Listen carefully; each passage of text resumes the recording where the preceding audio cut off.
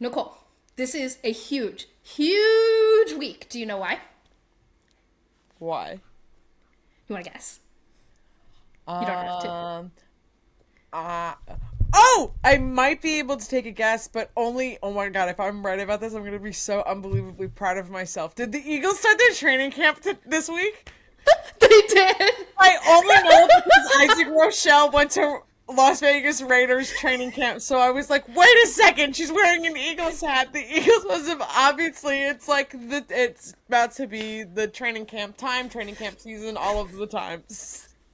So behind the scenes, I write out my formation lap before this, and I didn't think there was any option of you getting that. So what I did actually write down was like, that's a very smart, relevant guess, considering we're recording an F1 podcast. So I thought you would go F1. But yes, today, which is Tuesday, so when everyone's listening to this, this was 2 days ago, the Eagles reported to training camp today, and the entire offensive line wore overalls. Because they're cute. Yeah. So, as football season ramps up, F1 is slowing down because it's our final race before the summer shutdown, and there's a lot to get into because there was a race last week, there's a race next week. Lewis Hamilton was on pole this week, and that just felt great. And nothing else happened after that. Daniel Ricciardo looked like a competent F1 driver in his first race back, so I will attempt to make Nicole break and become hopeful again by discussing his pace compared to Yuki Tsunoda. Like every post-race show, look out for our podiums of the weekend, which will be dispersed between all of the segments. Then we will, reluctantly, turn our attention to the Belgian GP this weekend in an effort to improve my mood. Due to my general distaste for Spa, we will be talking all things tires to preview the race. Because tires are always fun. And wait, hold on. I'm sure you're already fuming because I said I don't like Spa. So before you click off this podcast, just know I will explain why in our race preview. And if you all get to complain about Monaco, which you're wrong about, then I get to complain about Spa, which I am right about. We're also going to break down which cars Williams this track will likely favor and which cars Mercedes will really struggle this weekend. We'll also make a guess on if we're going to see any on-track running at all, and if so, will that track running be safe because there's a lot of rain predicted for this weekend. And finally, make sure to stick around for Yellow Sector Notes at the end of the show for one story about every team. There's a lot going on this week across the entire grid, so some of the best stories and news are going to be in our Yellow Sector Notes because we can't get to all of it. That wraps up the Formation Lap for episode 27 of Gridwalk, a weekly Formula One podcast that believes there are fascinating stories to discuss across the entire F1 grid. Don't forget to like and subscribe if you're watching on YouTube. Follow, turn on auto downloads, and leave us a review if you're listening on any audio platform. All of these things greatly help support the show. Cole down our lined up on the grid. It's lights out, and away we go on this week's Gridwalk. So Danica Patrick has had some very upsetting comments recently about female presence in motorsports, and of course this actually took place during the special, really fun, incredible, which we'll talk about later, F1 Juniors broadcast of the Hungarian Grand Prix. A young female karter, Scarlett, was interviewing Danica Patrick, and they were having an entire discussion about females' presence in motorsports and just, why do you want to see some change in all of this? And why Scarlett would love to see more role models in the sport because she's always been told it's just not something that she can do. While talking to the role model. And Danica Patrick took that time, and instead of seeing it as a moment that she can continue to inspire not only young female karters, but speaking to all of the young females, young males, anyone watching that program at all, and can deliver some type of inspiring message that if someone's determined about being in motorsports, they can be in motorsports, or that motorsports can be a successful place for anyone, basically did the opposite. And it just came across as just a discussion of basically a point of motorsports isn't a place that, really females could be. I really was struggling to figure out what her goal was. Again, as you had said, she is the major female figure of motorsports. So to hear these comments coming from her, I'm just really struggling of what she saw would be the positive outcome from these comments, and especially in the conversation to who she was exactly speaking to. And she was spreading incorrect information. What she said was scientifically inaccurate. So, gosh, like, I'm trying to place this in like a real world situation. Like, imagine I believe Scarlett was like between the ages of 10 and 12. I can't remember exactly what her age is. She comes up to you and says, when I grow up, I want to be just like you. And I can't wait for there to be more people just like you. And for you to look at her and say incorrect scientific facts, like, just outside of the fact that this was put on a broadcast, like, how can you look a young girl in the eye and say, basically, F off? And, or in like any context of having, in this conversation of having a young female in this broadcast, this wonderful opportunity to be recognizing the role that Danica plays in like probably her life, for her to be responding to her, be like, is that what you think? Oh, okay. And it just felt like such a belittling conversation. It was very disheartening as a female fan of motorsports who sees Danica Patrick as someone that could vocalize the importance of access and opportunity and the presence of females in motorsports, and that it should be possible, could be possible, and just did the opposite. It just really hurt seeing it all happen. If anyone's paying attention to Danica Patrick lately, like, she has had a recent string of not being a great person, and that sucks. Because to what you're saying, like, this is a woman who should be championing getting more women involved, and instead she's doing the exact opposite. Like, I don't, I think what really hurt isn't that this is Danica's belief and that she has these skewed, incorrect scientific beliefs. It's that she was on a broadcast that was broadcasting specifically to young children and was reinforcing this awful, awful stereotype that isn't real. So, not shockingly, not true. Not shockingly, we vehemently disagree with everything Danica said there. We feel really awful for Scarlett for having to sit there. And wow, did she show so much poise, because I probably would have ran off crying. And yeah, that was definitely a really mature moment. So how I will choose to wrap up this conversation is to not continue to highlight the horrible and belittling comments made by Danica Patrick, but to encourage you to stay tuned for later on in our episode where we have our predictions for F1 Academy's race weekend this weekend. My first podium of the weekend. Graphics from the F1 Juniors broadcast that need to be brought over to the main feed immediately. They can be like reskinned, but they're better than what we currently have on the main feed. I don't know how you're going to decide this. Well, yeah, so many of them were great. I think the use of just general like augmented reality and like was really cool. But honorable mention is all of those augmented reality overlays.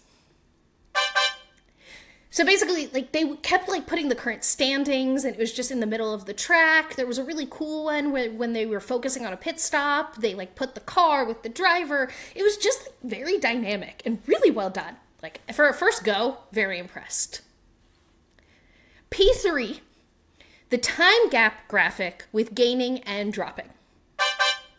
So, not that they don't put time gap graphics up on the screen on the normal feed, but I find they have like a very steep barrier to entry, and I think even like a normal non-12-year-old would appreciate just the call out of Lewis Hamilton gaining on Sergio Perez. And if our broadcasters on the main feed aren't going to verbally say that, I think having it on the graphic would just help everyone overall.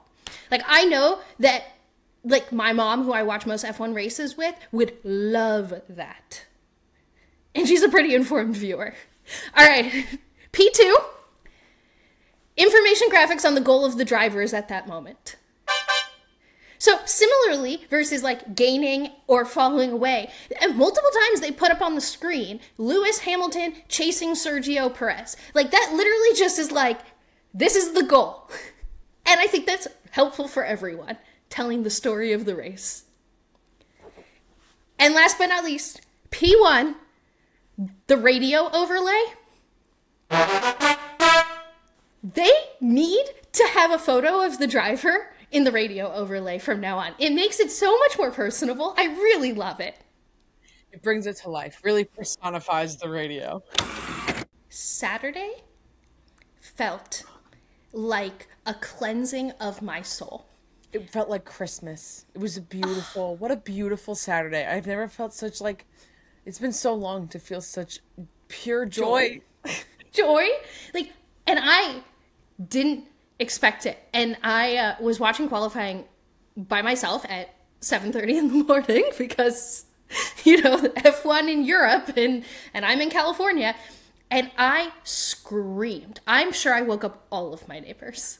It was, it's hard because it's been days and I just wish we could be here like having a party right now, but other things have happened. But I think I was on cloud 9 until lap 1. Yeah, I could not process literally the rest of the day. Like we could not even have a conversation. It was just like, and the moment of, it was one of those qualifyings where it was just like that last second. I felt myself like looking in every single direction of like, oh my God, and watching all the lap times and the sector times. And I'm just like, I have never I feel like I held my breath for so very long, the entire lap, as Lewis did. He said he was also holding his breath. So at the same time, we were not breathing. Oh, and I knew, like, it was never about him winning the race the next day. Like, but even just the act of him being on pole just, like, made everything better. And I still feel that way, where I was like, okay, I never thought he was going to win that race. But it just still felt so good for him to be on pole. Yep. It was We have a new all-time pole leader. Lewis Hamilton passed it off to Lewis Hamilton, with 104 poles now. The entire current grid of Formula One only has 102 poles, and Lewis Hamilton has 104. That is, I love that math. Those are always my favorite Lewis Hamilton math equations. Right. How many drivers do we need to put together to get what Lewis has accomplished? Seb leaving the grid really helped giving us more of those fun deficit now. And people like to talk about Fernando, but it's been a while.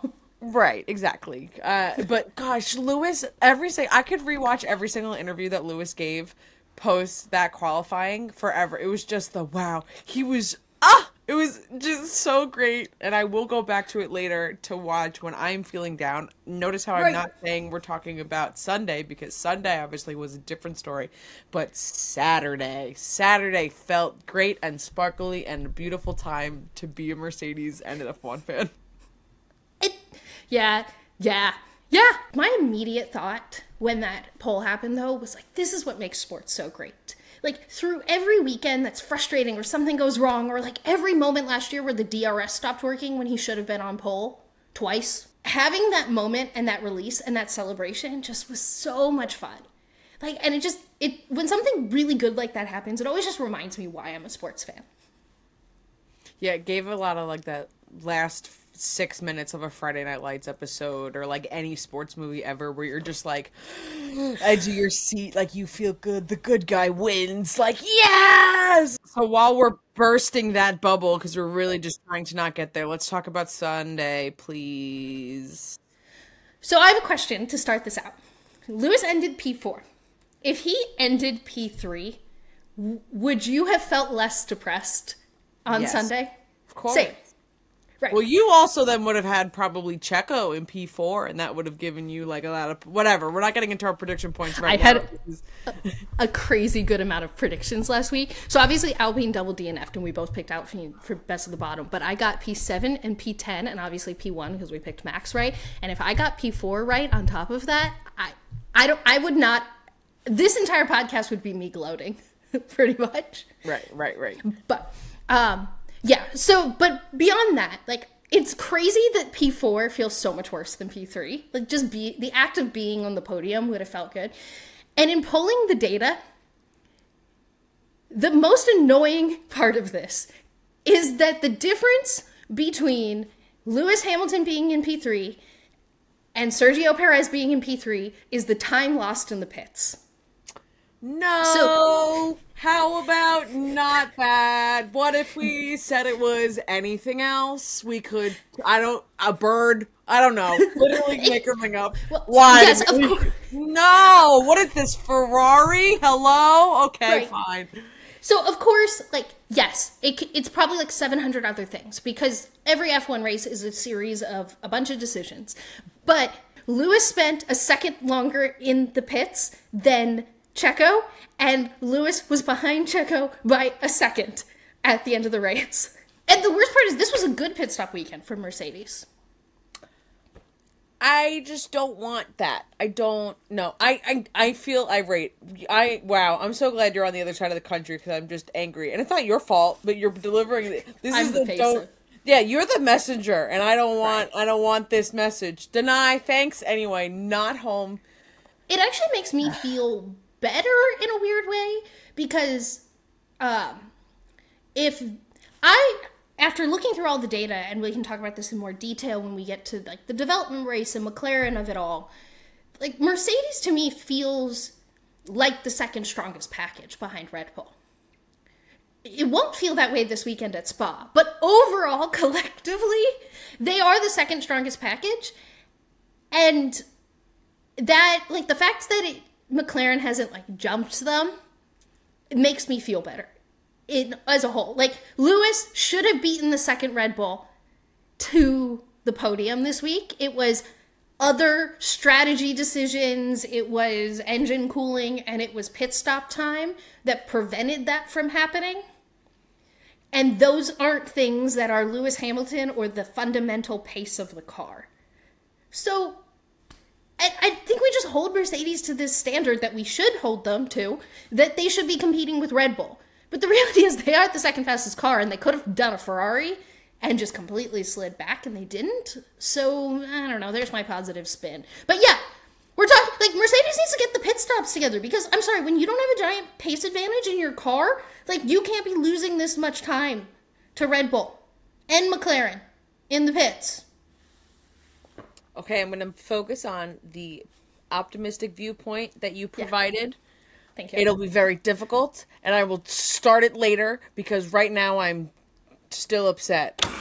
For a broadcast that I completely was not able to fully watch at all because of where I live in the world, I loved the F1 Juniors broadcast. One of the major pieces that I thoroughly enjoyed the use throughout the entire weekend was the individual avatars they made for every single driver.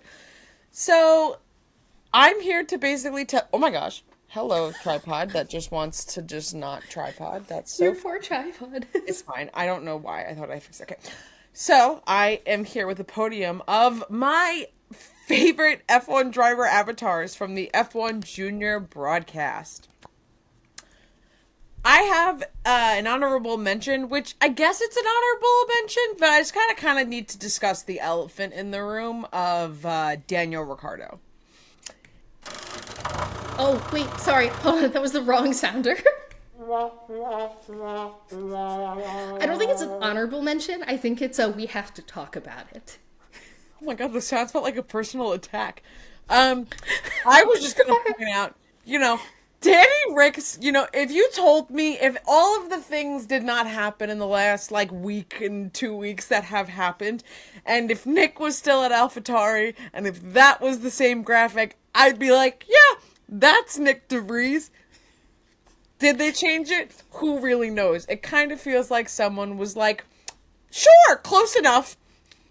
It really felt like they were at a severe crunch for time, because that was Nick DeVries, and they went, so if we always use the smiling option, do you think everyone will buy it? Because every other driver had different variations where they weren't smiling, but not the Danny Rick that was definitely Nick DeVries, that by the time they do this again, will definitely have a different version. Not enough nose. No. And I mean that in the most loving way possible. Not enough nose for that to be Daniel Ricciardo. But not the right hair, and not even...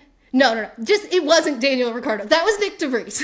There was Nick DeVries. Okay, now on to the actual podium of my favorite avatars and really the things that made them different and why I enjoyed them more than the others. P3, Alex Albon. A perfect embodiment of blonde Alex. He has blonde hair, he looks fun, he looks sassy. Blonde Alex, basically in a Pixar format. I enjoy it. Wonderful, always. Blonde Alex. P2, Valtteri Bottas. No way that's not P1. I was so sure when you said you were doing this podium that was going to be P1.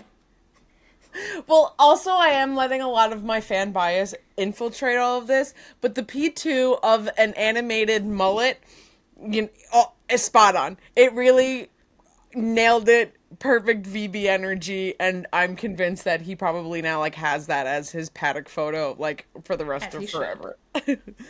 And my P1, aka what I found the most enjoyable and my favorite avatar of the entire weekend, no surprise to anyone at all, is Lewis Hamilton. It was so cute. Yeah. I loved his braids. It was such Lewis vibes. It had such Lewis energy. And guess what? Yeah, my favorite driver. So what would be my favorite avatar? Lewis Hamilton. But I did pull together, I aggregated all the polls that we did on Instagram and Twitter and got the percentages. So 54% of people who responded to our polls thought that the race highlight was McLaren's pace being a real thing. 23% agreed that it was strategy and the fact that there were 2 stops, and then 15% said Red Bull making history. My brain sputtered. 60% of people thought that the Sad Trumpet Award goes to Alpine. Over Alpha no points and Leclerc's pit stop. Yeah, that's what I voted. I was just had to. Frustration Station, who deserves the VIP ticket, was pretty divided. Leclerc won out with 33%, followed by Alpine and Joe tied with 25% each, and then there were 17% to other. But the reason I brought this up right now is because we're about to talk about development and people catching Red Bull and what's the state of the union, how fast really is McLaren, et cetera, et cetera.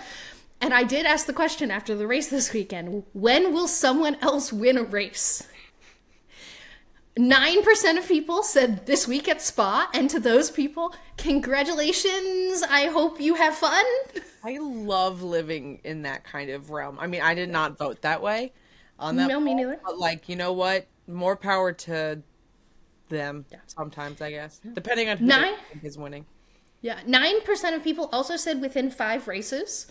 And to those people, I also am excited for their thought process. But that to me seems much more statistically likely than this week at Spa.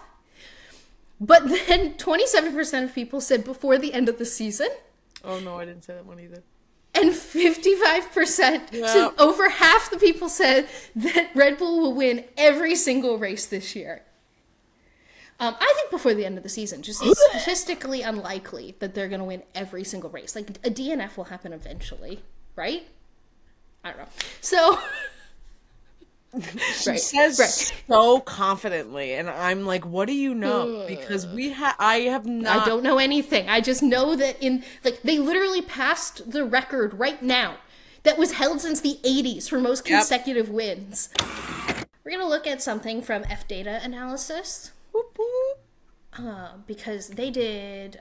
they put together really great visualizations every week. So I highly recommend checking them out. But I thought it was relevant to talk about this week. They took every driver, except the Alpines, because they didn't have any data. And basically, this is a graph, if you're not looking on YouTube, of the average lap time that every driver did over the course of the Grand Prix. And you'll notice that Max is a half a second ahead of the entire field. The second fastest driver is Perez, a half a second behind him. But then you'll notice that the third fastest driver is Lewis. And so Perez is 0.51 to Max, and Lewis is also 0.51 to Max. And then Norris is 0.53 to Max. And then after those 3 drivers, you get Leclerc at 0.88. So there's a pretty steep drop off after the second Red Bull, Lewis, and Norris for their lap times during this Grand Prix. Which probably leads you to ask, how the hell did Lewis not end up on this podium? So we'll talk about that in a moment. But I do think that this is worth looking at, like, as a general state of the union, that, like, at the Hungaroring, like, it was Max, then it was Lando and Lewis, and then this, like, muddled group of the second drivers for Mercedes and McLaren and the Ferraris, then very clearly the Aston Martin, and then the back of the pack. So what scares me the most is that if this is Red Bull not fully understanding their upgrade and Max is half a second ahead of everyone, it's going to be a rough week at Spa. It's great. This week. I love that. Yeah, there were points on Sunday where listening to Max's radio just sounded like this was a Pirelli tire test and not like a race. Like, gosh. Yeah. And then this is, again, if you're not watching on YouTube, head over. But there's a visualized graph of who, like, everyone's lap time over the entire Grand Prix. And I'm going to point out that in the non-Max Verstappen category, for laps 50 to 70, Lewis Hamilton was the fastest man on track by a considerable margin. So, and if you were watching the flow of the race from the perspective we watched it, like, you probably saw that in real time. But something about the Mercedes, and you'll notice that, like, George was not as fast as Lewis, but was definitely there and fast during that time too. So something about this Mercedes, like, really liked low fuel this weekend with the setup they did. So my general takeaway from Mercedes this weekend is that for the first time in about a year and a half, Mercedes, and probably longer than that, but I'm looking at just this regulation set, Mercedes decided to set their car up more for quality than the race. Which never happens. Yeah. And Red Bull did the exact opposite. And I'm not saying, like, also Max messed up his pole lap. So, like, it was also driver error, but Mercedes is the second fastest car. Like, they just are. The numbers are there, we see it. The data's here. Look at it, right. Look at it right now. That doesn't always mean that that's gonna, like, it's gonna bear fruit in, like, every race situation. So let's look at why Lando Norris was able to beat Lewis. We already talked about, like, the whole, like, Lewis versus Perez situation, but, like, I'm sorry, Perez, you are in a rocket ship. You should be beating everyone right now. You not being in P2 is embarrassing. So moving on, we're gonna look at Hamilton versus Norris. So stint 1.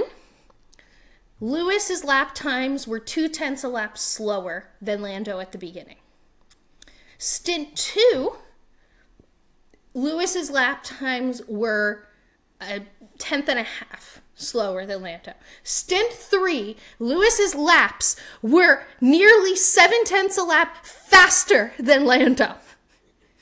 Where? Like, in what? Which averages out all of their, over the entire race, pit in laps and out laps excluded. They had nearly identical averages over the course of the entire race. So from a bird's eye view, it's actually really interesting to see two cars that are set up with different strengths in different ways that were going to get their lap times at different parts of the race. So if you look at this and you go, wow, so over the entire course of the race, Lewis averaged out to be faster than Lando. At worst, you would say they averaged out to be the same time. How in the world did Lando end up finishing the race 5.4 ahead of Lewis? They were the same speed over the course of the race. Tell us why. It all goes back to pit stops. What is this, Ferrari? Yes, this is incredibly frustrating. So, at the finish line, the gap was 5.4 seconds. Keep that number in your head. 5.4 seconds. Keep it in your head. Both of the drivers did 2 pit stops. I took the lap time from the in lap, added it to the lap time of the out lap, and calculated that Lewis spent was 5.7 seconds over the course of the race slower for in-laps and out-laps than Lando Norris. So again, gap at the finish, 5.4 seconds to Lando Norris. Extra time spent on in-laps and out-laps, 5.7 seconds. So if they just spent the same amount of time on in-laps and out-laps over the course of the race, Lewis would be P2. No thanks. I'm going to not fully process all that. I'm going to take that. I'm going to compartmentalize it. Thank you for sharing that with me. It's so kind of you, but I don't want to process all that right now. Thanks. I'm sure a lot of people had the same experience I did when you're watching the race and they pit Lewis for that first pit stop, and then they end up pitting Norris, and you blink and he's 10 seconds back. And you're like, how did that happen? Like, that doesn't make sense. That math isn't mathing in my brain. Well, what happened is the window for Lewis, so if the in-lap, the out-lap, and then the next lap he did is what I'm looking at. So that's laps 16, 17, and 18.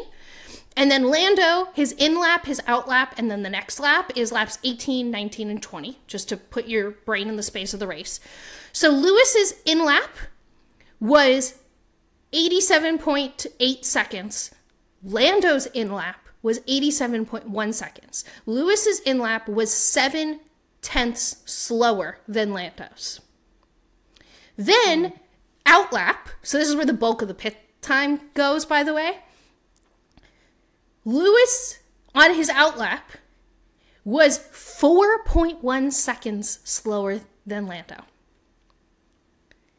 Now, some of that, a little bit of that time was actual physical pit stop time. I think it was about a half a second slower than Lando's pit stop time.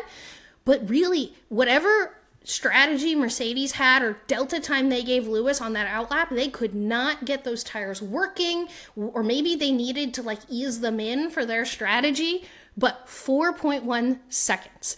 Then on the next lap, so this is going to be like, okay, you've done your outlap and now you're doing your first full lap on these new tires. Lewis's first full lap on his tires versus Lando's was 2.2 seconds slower. No, not 2 tenths. Lewis and Lando, they were both on medium, hard mediums, right? Yeah, they did the same race strategy. Right, okay. Yeah. So in that first pit cycle, just looking at these 3 laps, Lewis lost 7 seconds. Sick. Lewis lost out on 4 tenths in the second window, which is a much more respectable amount of time. Slightly. It melted my brain looking at this data. Every week, you're just able to break down, why Lewis isn't where I want him to be, so just in numbers so easily, and I'm just like... Yeah, it's frustrating, but it's also... for me, a little bit comforting to see what actually went wrong and understand what's happening. You love logic. Yeah, but I hope now everyone listening kind of sees what I've been saying about at least in Lewis Hamilton's hands, that Mercedes is the second strongest package, and it's not all doom and gloom right now. So as the prior segment showed, in F1, data explains a lot, but there are some things that happened this weekend that I have zero explanation for. And actually, I only have one thing on this podium. Wait, so you have a one item podium? Yes.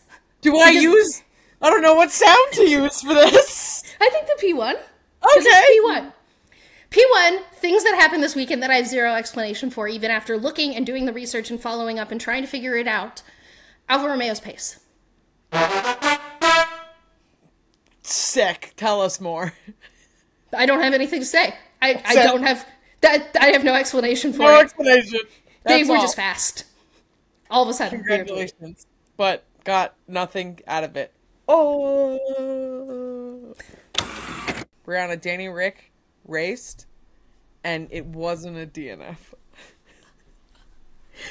All right. I want to bring all of everyone in the Gridwalk family into this little thing that's going on, which is that Nicole Katz has decided that her expectations for Daniel Ricciardo being back on the grid is that he finishes races and that he's not super sad.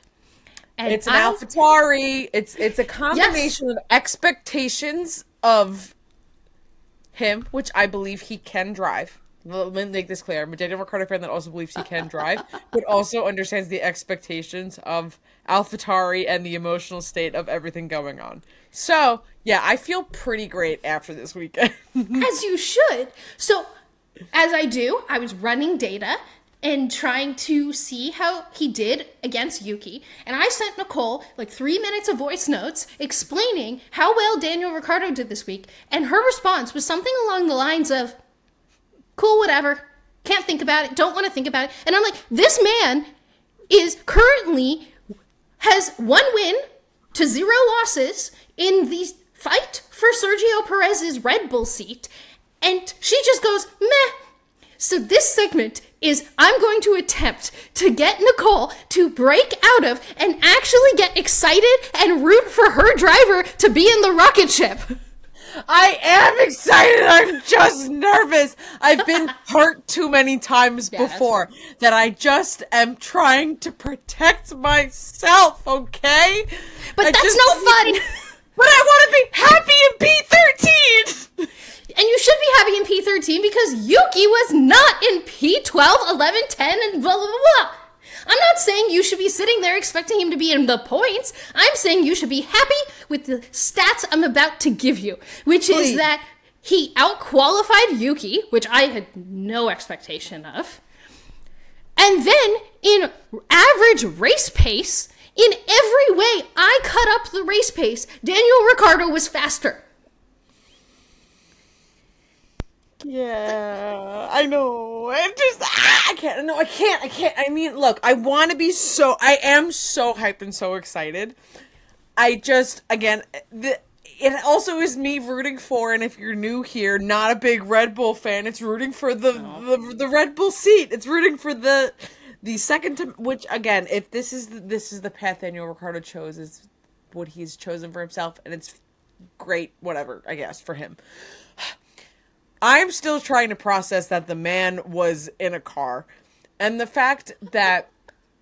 And I put all my predictions of him in the points because I could. And I was so unbelievably excited that he outqualified Yuki because, I believed that he could. And then he did.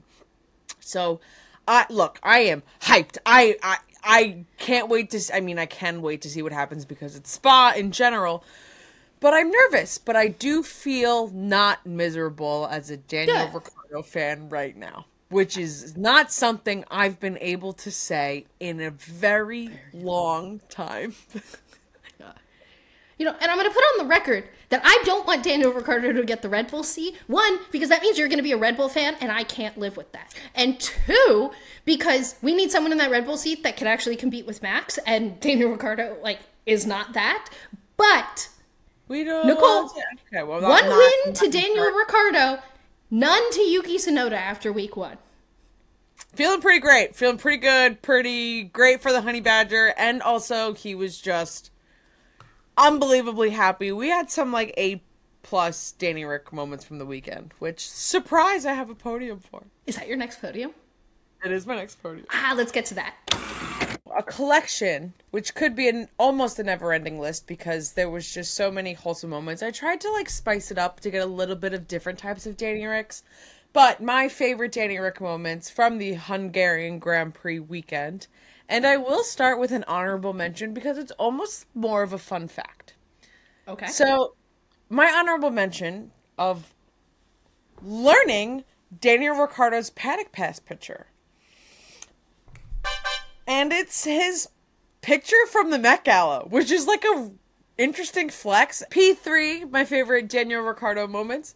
Every single morning, waking up with some kind of buongiorno, buongiorno, buongiorno, buongiorno, buongiorno. Daniel Ricciardo, good morning, practicing his Italian. And in my opinion, it's the best that AlphaTauri clothes have ever looked all weekend. I was like, this is fashion. Okay, those were 2 things on one podium, and you were talking very fast, and I didn't know when to hit the button. But I'm glad, As much as I'm not a Danny Rick fan, I'm a fan of excited Nicole, and I can attest that like every morning I got an excited text with, look at all the things. Yes, but it was just, I think every day I was looking forward to like his coming into the paddock because it was like a reminder of this actually happening. So it was the welcoming greetings in AlphaTauri clothing. So yeah, there you go. P2 for Daniel Ricciardo moments. F1 Junior interview post-quali. But I guess it was post-quali for Danny Rick, just basically when it all happened. But particularly, he was being interviewed at the exact moment that Lewis Hamilton was crossing the finish line and confirming for pole. And the F1 Junior interviewing him was an unbelievable Lewis Hamilton fan, so she was unbelievably excited. And also, as Danny Rick is trying to not be rude of like in the middle of an interview, was like every moment of like I'm talking to a fan member's talking to me while watching an F1 race, and I'm just like like looking back and forth of the screen because you can just see him being like, oh, this is what's happening, and I'm gonna speak to the little girl. But then she was just like, Lewis Hamilton's on pole! Like, it was just iconic. I loved the screen cap of his face. Like, someone screenshot the video of him like... I'm sorry to audio listeners, I made the face. Come check it out on YouTube to see what it is. But just the immediate of him processing what's happening was wonderful, really wholesome, absolutely great. And my P1 Daniel Ricciardo moment. How big is your smile on a scale of 1 to 10, Daniel? And post-quali, his response is 34,769. And if that's not the most Daniel Ricciardo answer I've ever heard, and just felt so serious, so legit. I'm so happy to have him back on the grid, and I really enjoyed all the content that it was. But Honey Badger is back-ish, baby. Belgian GP week. Disclaimer to all of this, I hate this track. I hate this track. I think it's completely unsafe in its current format. A kid died there a month ago in F4. It's supposed to rain all this weekend. I hate this track. Change the corner. I don't feel good going into this race ever. I just have like a really uneasy feeling about the track in general, so it's also far from my favorite too. I understand to some people the danger of motorsport is fun. Not to me. No, it's my least favorite part. And I hate that watching this race every weekend, I just sit there with like my heart in my mouth hoping that someone doesn't die. That's not a fun activity for me, sitting there hoping someone doesn't die. The speed's dangerous enough. Like, that's, you know, they're going really fast. It's not like it's suddenly very safe. Like, change the corner. Yeah, and it's supposed to rain all weekend, and it's a sprint weekend. Whose bright idea is this? So we don't even get the, like normally I'm like, okay, so, like, we have 3 practices, and they're not going to be going all out, and, like, I don't need to worry during practice. No. We have 2 races and 2 qualifyings for me to just... So... Yay. Normally, we're pretty positive. We like most things, but this is my one track a year that I really dislike. And I am totally open if you want to leave me a comment below and try to, if you think you're going to be the person to convince me that this is a great track, try it. Go ahead. But I'm going to warn you that until it's safe, I'm going to feel this way. Yeah, don't say historic track as part of your excuse, because that won't work here. Cool. Yeah, great. Congratulations. It's historic. It kills people. Like, all right. But to make me feel better, I thought we'd talk about the Pirelli tire graphic, because that's always fun. And we can try to predict which team is most likely to win in the non-max category of the race. Me too. Great. So Pirelli brought almost its hardest range of tires. We were C2 through C4. What makes me worried about this choice is that it's the exact same thing they brought last year. And last year, the race-winning strategy from P14 on the grid was soft, medium, medium. So essentially, you didn't want to be on the hard tires last year. And this year's tires are stronger, and they brought the same hard tire. Like, it would have made a lot more sense for me if they went down a range and did C3, C4, C5. But this is a really high tire stress. I understand why they're being conservative, and this is like a 5 on the tire stress if we're looking at the Pirelli graphic, which, by the way, we always do. So you can check it out on Pirelli's social media channels or head over and watch on YouTube. You'll see there's a lot of red in the energy in the tires this week. So I get why they went harder, but we're struggling it's a conservative so much choice. With degradation this season that I'm just like, why? Like, let's not do the conservative choice at this point, especially going into silly season. I'm just like, come on, let's go softer. Break my camera down. I'm definitely leaving that in the edit. Nicole's having tripod issues for the second week in a row. Crazy second week in a row, and I thought I fixed it. Softer tires. So much more fun. Come on. This is, I feel like we're just going to end up getting stuck with like another race of tires that are just not degrading. No, and even if it's a 2-stop, it's probably going to be like, you're going to want to be on the softs at the end, starting on the mediums kind of deal. This track is a lot of long straights. So cars that are really draggy are going to have an issue. So McLaren and Aston, I am looking at you. Or not McLaren, sorry. Mercedes and Aston, I'm looking at you. I'm so used... I'm used to saying that McLaren's going to have an issue. Right. Now, I don't think that means that all of a sudden, like, Aston Martin's going to be out of the points, or Mercedes is going to drop down to the 5th fastest car or something. I just don't think Mercedes is going to be easily the 2nd fastest car, and they'll probably be behind the McLarens this week. Unless they bring an upgrade, which we'll talk about in a second. And then look for Williams to be in the points this week. Basically, if you want a good idea of what we're going to see, look at Silverstone and then apply upgrades that have happened to Silverstone. So likely the Red Bull gap will be even further because they now understand their upgrades in Silverstone. And then McLaren might be even better than they were at Silverstone because they understand their upgrades and they've brought another one since then.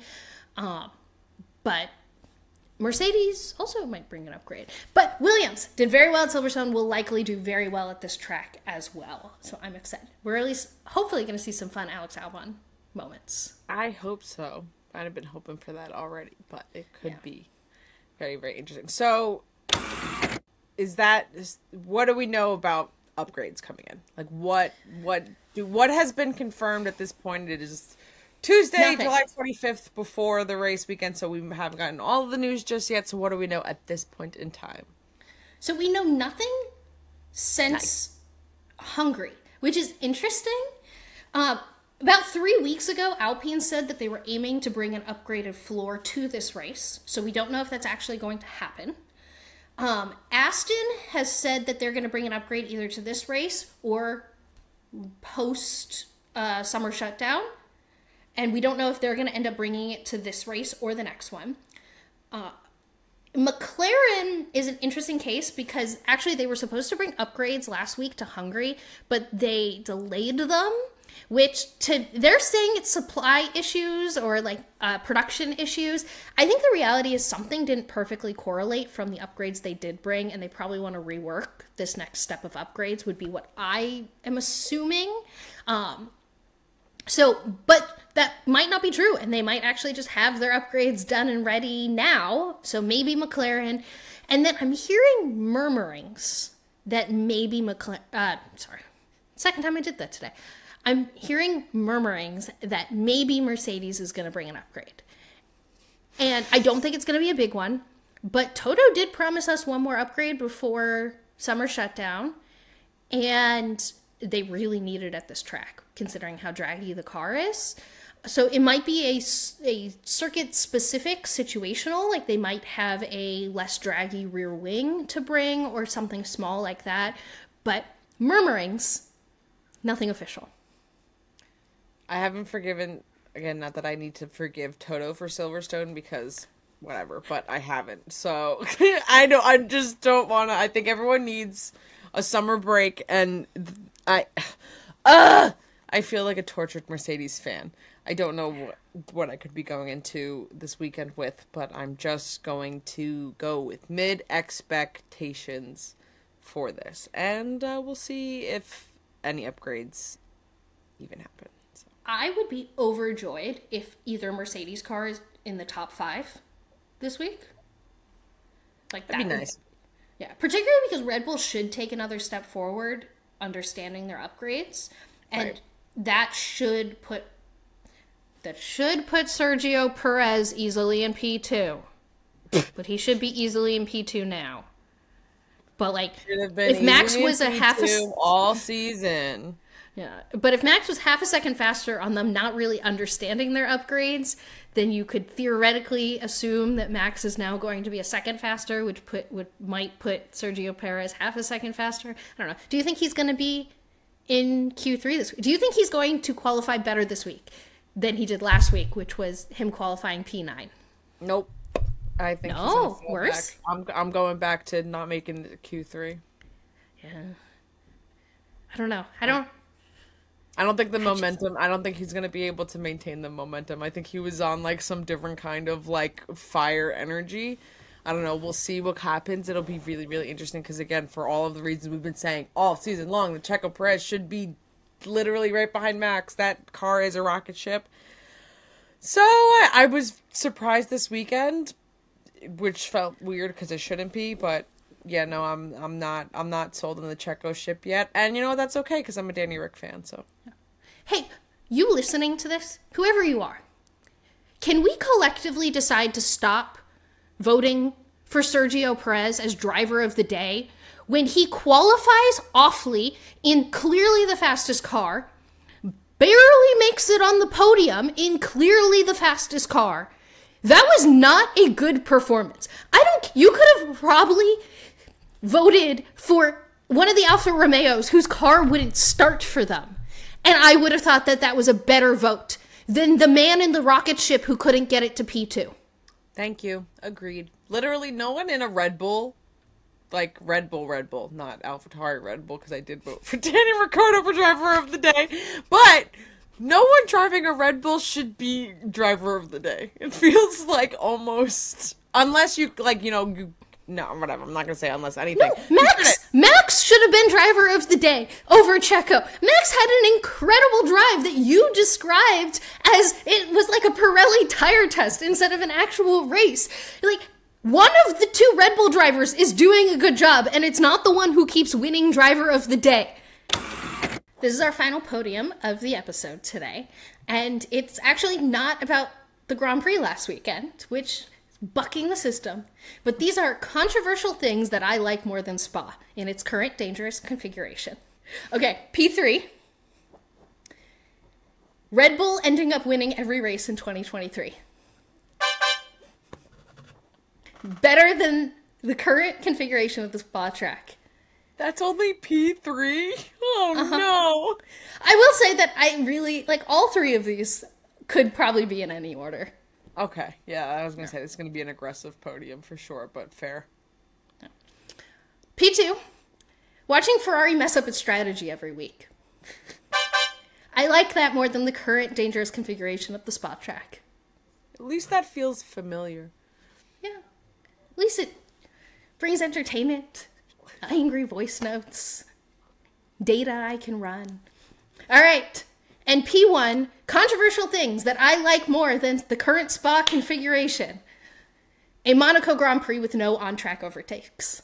Ah, she said it! Monaco is not bad. It's fun. And I agree with you. This is a stacked podium that I 1000% back. All right, Nicole, it's the last week of our predictions before they get reset post-summer shutdown.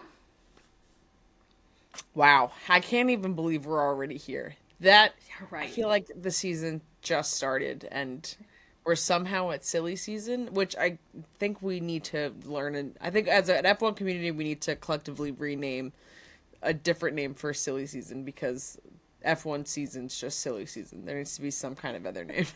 Well, it's actually the summer shutdown. That's why I call it that. That's what it's called in the regulations. But, so... at this point, I'm ahead by 22 points. So it's looking likely that for our predictions for the Dutch Grand Prix, Nicole will be doing that from a exercise bike, because that was the stakes. But there are 23 points on the line this week, which means if Nicole gets all of them correct and I get all of them wrong, she will eke out a win. And we're going to lean into that this week. And we're all going to be collectively rooting for Nicole to get everything right and me to get everything wrong, because that sounds fun. Yeah, you know what keeps it interesting? It's for the sake of the sport. And who wants to say that our competition's over when there's an entire race left? Not me. There's still points on the line. So, starting with our sprint predictions, because it's a sprint race. Nicole, top team that scores the most points for you during the sprint race. I am going for points here. I pick Red Bull. Okay, I picked Ferrari. P3 You're gonna in have the sprint. Fun picks. It's so I am annoying. gonna have fun. I'm gonna have really fun, really weird picks. So P3, who is your last on the podium during the sprint? I have Lando Norris. I think that's a solid choice. I chose Alexander Albon to make it on the podium. Who's your P8? My P8 is Charles Leclerc. Really solid pick. I chose Max Verstappen. All right, moving on to Grand Prix Sunday race predictions. Nicole, who do you have winning this Grand Prix? Plot twist, I have Max Verstappen. I have Lewis Hamilton. This is literally like, it's so fun and enjoyable that I have an opportunity to win, but I almost think it's more fun that you just get to be like, I'm gonna just pick all these chaotic race predictions because I can. What, Nicole, you don't think Lewis Hamilton can win this race? We didn't just do a whole segment about how draggy the Mercedes is. Who's P4? P4 I have Oscar Piastri. Oh, I'd be really happy if he was P4. Yeah. I chose Alex Albon. Wow. Yeah, I'm really going all in on I want to root for Williams this week. I know, seriously. Oh my god, and I thought By the way, like bold. If I was doing this for real, I probably would have still put Alex P7. I don't think I would have put him P4, but yeah, okay. We'll discuss post pod this because Nicole, who's your P7? My P7 is George Russell. My P7 is Max Verstappen. Wow. I can't even take it seriously. Oh, my P10. Guess what my P10 is? My P10 is that someone's going to be sick this week, and Sebastian Vettel is going to be back in an F1 car for some team, and he's going to be P10. Are you literally? I may lose in picks this week, and if I do, you have picked Sebastian Vettel, who is not even a driver currently. You told me to have fun. I'm having fun. You know what? I also hope that Seb is in the points this week. Yeah, that would make me really happy. I'm rooting for things that would make me happy if they happened. So. Did I say my P10? No, you didn't. I'm like... Who's your P10? Wow, okay, somehow will be less amazing. Alex Albon's my P10. By the way, I've been laughing through this whole thing and just pushing through, but you've actually made really good predictions through this whole thing. I tried to provide some variety of other picks. Okay, so now I'm also really intrigued of who do you have as your highest point scoring team from the back of the pack? So this one was hard to be silly about because there's 5 teams to choose from. So I just kind of like pulled out of a hat and I went with Alfa Romeo. Because I hope Joe has a good race and VB is fun to root for. And like, just of the teams, that's kind of where I landed. What about you? That's great, and I'm just keeping it spicy and just trying to avoid potentially some type of curse, and I picked Williams. Yeah, that's what I would have picked. Uh-huh. Great. All right. Last but not least, we have 2 Daniel Ricciardo's back on the grid predictions to add to this that could win a total of 6 points. So I did have to go serious for the first one because there's quali, and I could only pick Danny Rick or Yuki, and I just went with Yuki. I flipped a coin. That's fair. I still went with Danny Rick this week. I figured going opposite to you was important for the giving. If we went with the same thing, then there would be no chance of you winning this week. So my whole goal was to go opposite. Yes. Make sure none of our picks were the same. By going, predicting Lewis Hamilton to win the race and Alex Albon on a podium. All right. Where do you have Daniel Ricciardo finishing the race this week? I am maintaining this energy, and I would love to, I'm going to say, be proven wrong here, but I'm going to stick with a P13 finish. 13 is a good number in my life, and I will maintain that. I'll stick that, and given Spa, that feels like it would be another positive place to finish. So, go ahead. Where do you have him finishing? P9, in the points. Danny Rick in the points. Jeez. Okay, all right. So that's Spa. If this is your first time listening to Grid Walk, this is very different from Brianna's traditional points and predictions. I mean, there's a reason why I'm up 22 points. Like, I'm normally pretty good at this. I'm also just now realizing the whiplash of people listening to the whole beginning of the podcast, and I'm like running through data and all this serious analysis, and then I just said Sebastian Vettel is going to pick P10. No, again, we are resetting our competition after this. Yes, we're going to be back to 0. By the way, since we are resetting post-summer shutdown, and Nicole's going to likely pay the tax, the consequence, I lost. Yeah. I got to do something because I lose, maybe. Unless I have the greatest comeback of all time. But if we get some kind of announcement about Seb racing this weekend, I officially will no longer participate in any sort of race predictions game with you ever again. That's fair. But get in touch either through social media or leave a comment on our YouTube video. What should be the stakes for the second half of the season when we reset? I'm mostly asking because I have 0 ideas. So please help out. What would be funny for you to put on the line as the stakes for our prediction? One more thing to do some predictions for. It is round 6. It's the second to last round of the F1 Academy. And so a quick recap of where we are. I have 190 points. Nicole has 179. She had a really big week in round 5 where she got 73 to my 45. So really cut that gap that I pulled out after round 4. The way we do this one's a little different than our normal predictions. We draft drivers and we get the points that they score during the weekend. I know that the detriment I had is that Hamda had a rough weekend last time out, and I picked her and you got Marta, and they're the two drivers competing for the championship right now at the top of the standings. So it was a rough week for me last week, but Nicole, you said you wanted to go first, so you go first.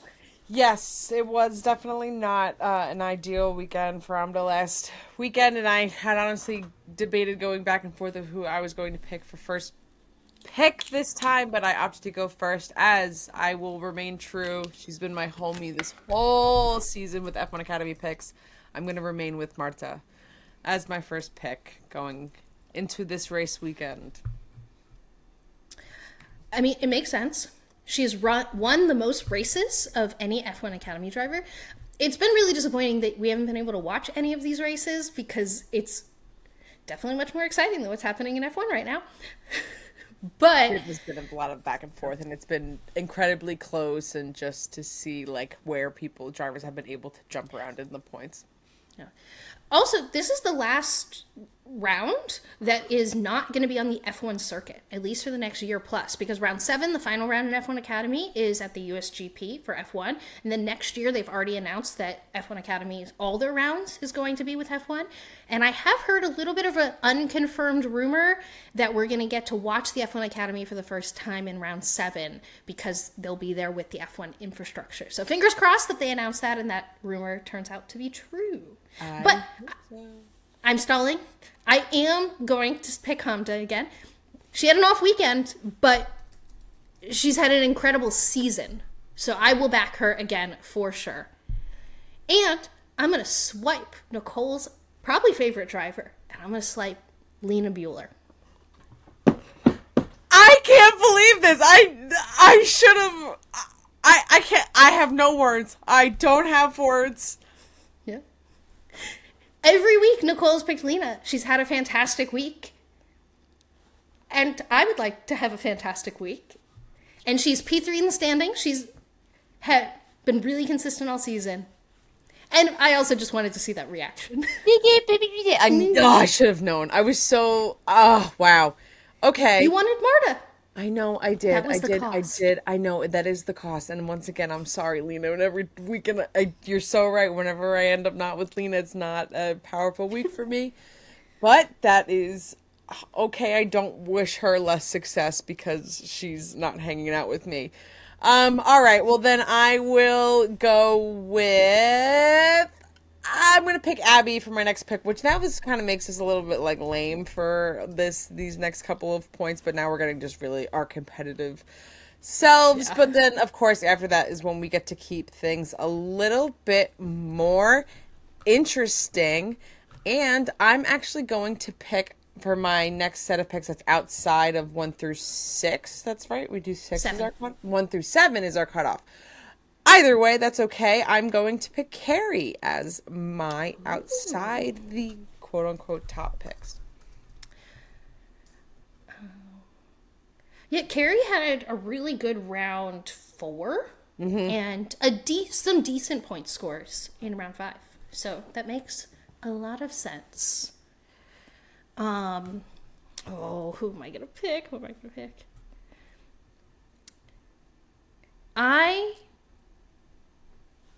gonna pick Amelie. All right. She also didn't have the most fantastic round 5, but she's had some really high points this season. And picking in the back half of the standings, I'm gonna bank on some more high points. I think that is a pretty solid pick. I mean, honestly, every time I do F1 Academy picks, I never feel like I'm picking anything wrong.